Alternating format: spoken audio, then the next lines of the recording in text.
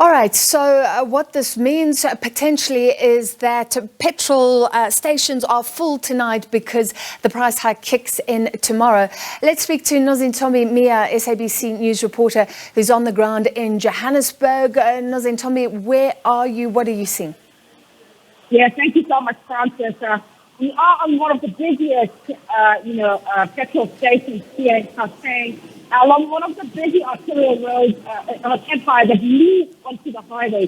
So obviously, this petrol station itself has been a hive of activity. It is in itself quite a busy one. But obviously, after the announcement about 2 hours ago of the fact that the petrol price and the price of diesel would be increasing, we saw quite a number of people leaving the office buildings to try and get in and pull in quite a bit of petrol before the petrol price hike increase that is expected at midnight. And I'm going to speak to this gentleman that has been patiently waiting for me here. It's a bit too expensive for him it's become a bit too expensive for you to continue paying for petrol. You came here to try and get a bit of petrol.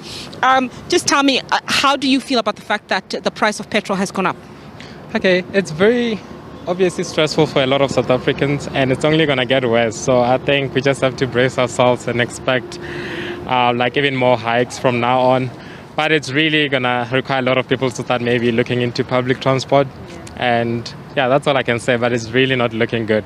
So when we spoke a little bit earlier, you said you're studying, but you're also working. Yeah. And at the rate that the price of petrol is going up, it will be cheaper for you to take the Gautrain. Just talk to me a bit more about that. I mean, normally I use Gautrain anyway because then it's faster. But then at this rate, I mean, if it's traffic sometimes because you have to be on the N1, it's really even more expensive just to be stuck in traffic. So then you would end up having to use a Gautrain because then it's faster. You don't have to spend so much money on petrol to be stuck on traffic anyway.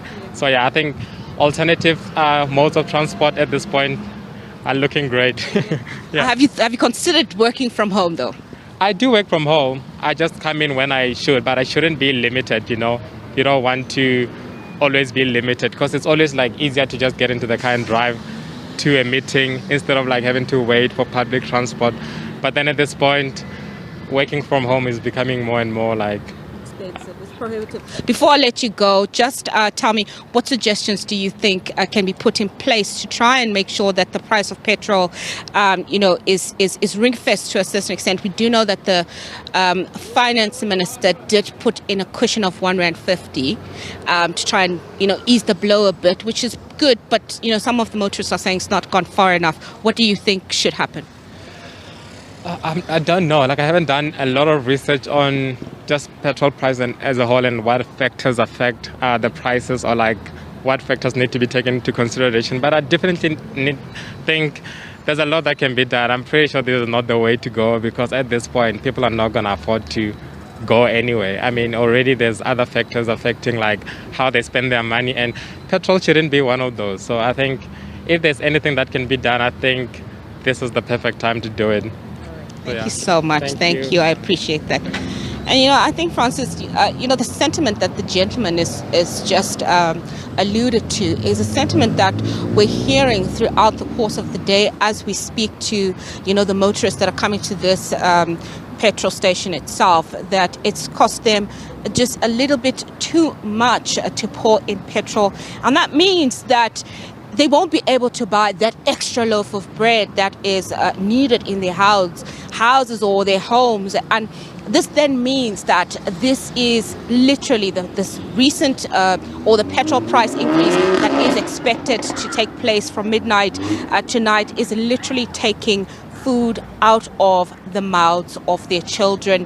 And I think what the gentleman said was quite poignant when he said, surely there should be other alternatives. It is true that the Minister of Finance has definitely assisted motorists with the buffering of that fuel levy buffer or cushion of R1.50. So that has definitely been helpful to motorists who could have been otherwise paying R4 a litre for 95 or 90 or 93. So it certainly is a good thing. But what we're hearing from motorists, Francis, though, is that they're saying they want government to do more to lower the price of petrol. Francis. Yeah, and remember, this comes on the back of several hikes over the last 2 years. We've been at record highs for a long time. So if people are spending less on food, trying not to go to work as often, that has implications across the economy. Thank you very much, SABC News reporter Nozintombi Miya.